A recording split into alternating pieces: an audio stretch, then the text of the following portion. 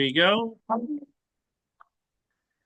Hey, John Shmilenko, Sultan of Sellwood. How are you today, sir? I'm good, Bob. How are you? I'm good. I spent last weekend on my knee here, gutting and quartering an elk on my own. I hope to never do that again, and I've got to come down with a case of bursitis on my knee. So I look a little disheveled and certainly out of sorts with a sore knee. But anyway, you're out there catching spring Chinook and looking better than me any day of the week. Yeah, I'm nope, I'm at Sellwood on the West Bank and in Poggy Water, and the turbidity has been frozen at 15 for several days, and on top of that, it appears that the turbidity machine is not working, at least as of about 8 or 9 this morning. I don't know if they've repaired it or not. Um, and My friend Kevin Coonert lives on Fano Creek by the mouth of the Tualatin River. I always use that for a barometer, and Fano Creek is mud. Usually, when Fano Creek clears up at that part of the creek, a day later, fishing's typically good on the Willamette. That's been our experience, but it's mud. Uh, but I just couldn't resist, so I came out this morning and picked up a 12 pounder. So kind of surprised to get that. I've been nobody else is out here, but I'm in the Poggy water. Well, John, I don't want to credit the guides forecast for much in the way of anglers' behavior, but we told a lot of folks to stay home this weekend because the water was going to be so colored up, and you're not reading your guides forecast apparently, so that's a good thing. On paper, that's the right call you made for sure. I've been very adamant, Bob, myself. Uh, it's got to be 12. The turbidity's got to be 12 and dropping. That's just been my whole, for as long as I can remember, um, uh, since they've had the turbidity graph online. And but it is 15 or thereabouts, and sometimes even rising water. I picked one up the other day as well, and again in the soft water because the fish are here somewhere. Uh, Factor that in if they're in a biting mode, which rising water usually is not a biting mode. Dropping clearing water is uh, um, the most uh, easily the best time to have your chance of getting the fish. But I got a couple, and so I've had an okay start this year, surprisingly. You Oh, know, that's great. Selwood's one of your favorite places to fish. You've got so much history there. yeah. Um, we had a great webinar with Brandon Glass here a couple days ago. I think it was on Wednesday of last week, and he talked a lot about dirty water tactics. And I wonder what are you beside you're fishing what you call the pogey water. Sometimes we call the frog water. Yeah.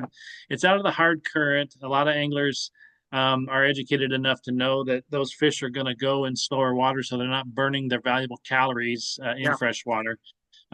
You have that as the main strategy, but what else are you doing to up your game, up your success rates in the turbid conditions? I sent them up a little bit. I've got some uh, Mason's special sauce again that I put on there, which is basically salmon slammer and anise, which is Steve Lynch's favorite cure from ProCure. So the salmon slammer is what it is, but I definitely put that on there, and I spray with WD-40 for some scent. And then sometimes I also will I'll it's some of the gel you can get in the small jar. See if I've got some here. The smelly jelly. Oh yeah. Oops. We lost your audio there, John. We lost your audio. Oh yeah, Oh, did you there lose you me? go. There you go. So I put the smelly jelly on the hooks, so any bit of scent I think is also helpful because of the you know the the strong sense of smell that the fish have. yeah. But when it's all said and done, it's just dumb luck. Really. Just, so, uh, Sounds like you a know, lot of fishing I do. well, yeah, it's just a matter of get in front of them and being lucky enough to have them bite it.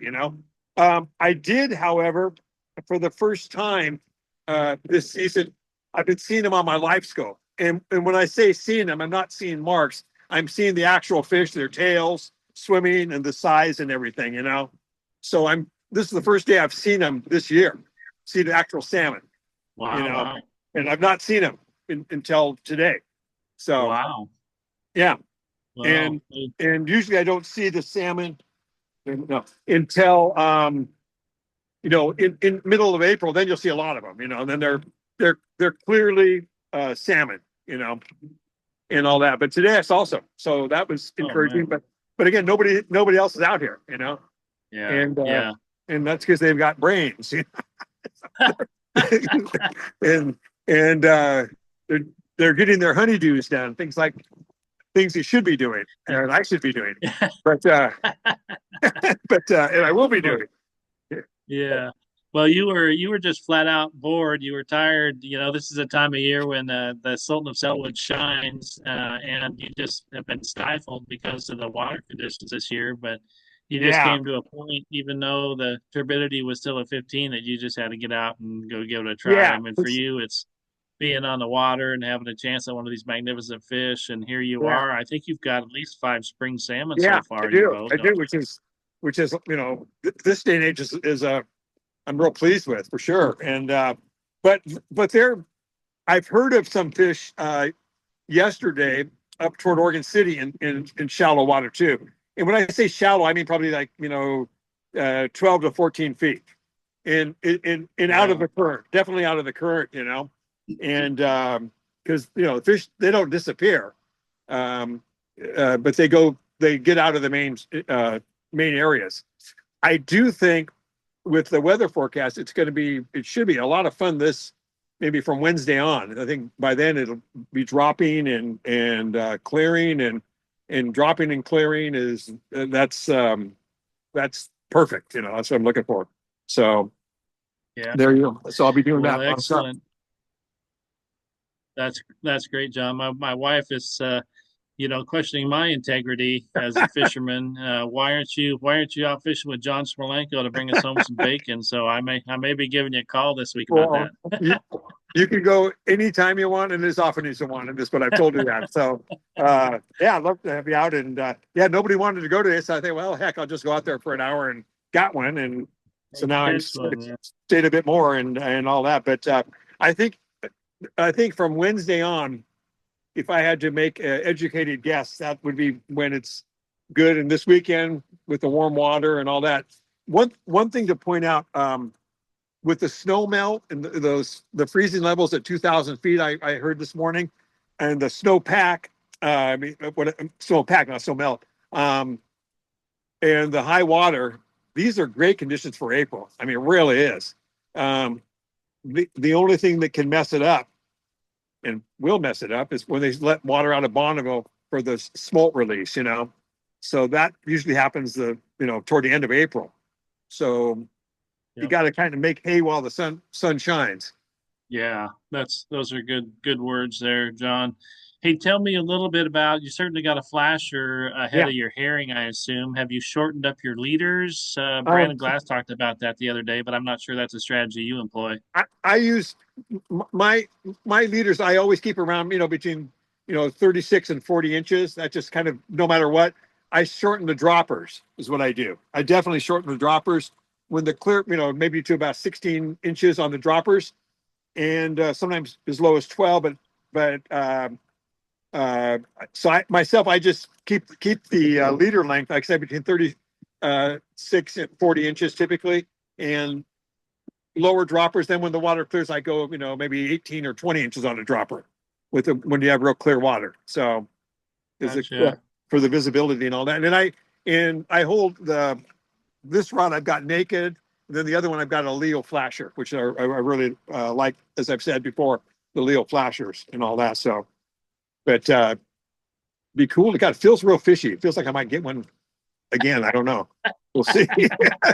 So Well, it's just John, tell me this: when you're fishing that relatively slow pogey water, and you have the shorter dropper lines, are you? I know I fish with you enough that I Um, think I know the answer to this question, but are you fishing on the bottom or just? yeah, right up. Yeah, right at the bottom. And I can see on my live scope that I'm on the bottom with my second rod with the Leo flasher. And then his one, I can tap, I can just tap as I go along and all that. And I'm going downhill right now. So if I get one on a downhill bite, they will typically, it's gonna rip it out of your hand. Right. There's no messing around. Ooh, what's that? No. Um, but yeah, so it's there's fish in here, no doubt. So Yeah, gonna be you got you got one today, and the last one you got was just a day before yesterday, I think. yeah, Was yeah. so I got both that. Yeah, 10 feet of water. And wow, both that one in. I got. That one I got on a jet diver and a blue jet diver. I got that one. Were And you so actually back trolling or were you no, forward trolling? Yeah. forward trolling. Wow. Forward. Interesting. Wow. You are a man of many Well, facets there, my well, friend. I don't know about that. In full disclosure, that fish 2 days ago, um, I'm confessing what happened here is that we were done for the day. And I was reeling up. We were reeling up for the day, and it hit it when I was reeling up on the jet diver. Awesome. That's a true Uh, story. So, that's great. and We'll take then them however we can get them. yeah, no, but that's what happened. Then today, the fish hit and it went straight down and just stayed. It was only 12 pounds, but I thought it for sure was a sturgeon. It felt like a sturgeon. It didn't. And then Wow. the head started shaking, and they go, oh, it's not a sturgeon. So, and it was a 12-pound fish, but it was one of the incredible fighting fish. Boy, it took quite a while to get it in, and netting it yourself is always a bit of a challenge too. So, but I was able to get it in and get it. So that was good. So That's great, John. Well, that's a great bunch of information. People are going to be yeah, excited to hear of your success. I yeah, think your mark rate's been pretty good so far. I think you've gotten one wild fish and four hatchery yeah, fish, which would put yeah, the mark rate at 20%. And so, yeah, yeah, you're eating good. yeah. It's a 5 for 5 too. I've been able to land them all, that's another good thing. Last year, I think I got about 8 uh, fish with fins on them in a row. Last Wow. year, yeah, that was a drag. Couldn't believe it, but yeah, I'll take it and all that. So I've got my grandson. Lives in Washington, and I'll get him next week for spring break. So we're gonna kind of fish 24/7 for several days in a row. That's And great. so That's who your secret Procure sauce is named after. yeah, Mason's special formula it's there. a special sauce. Yeah, that was a gift from Steve Lynch at Proker. But what it is, it's salmon slammer in anise, and so it's. But we just got his label on there as kind of a gift from my friend Steve Lynch. So, That's but great. but I think that the scent is essential. It really is. I think it's a major reason I'm getting bit. So Well, great information, John. I yeah, always appreciate getting your updates. You contribute a lot to the guide's forecast and our weekly report, and yeah, people certainly know who you are. And it's great putting a face to the name. And thanks for everything you're doing out there. sounds good. Look forward to getting you out here too, Bob. I think you'll be getting a phone call. I appreciate it. Okay, all right. Best to Nancy too. Take care. Take care too. Bye Okay, bye bye now. bye.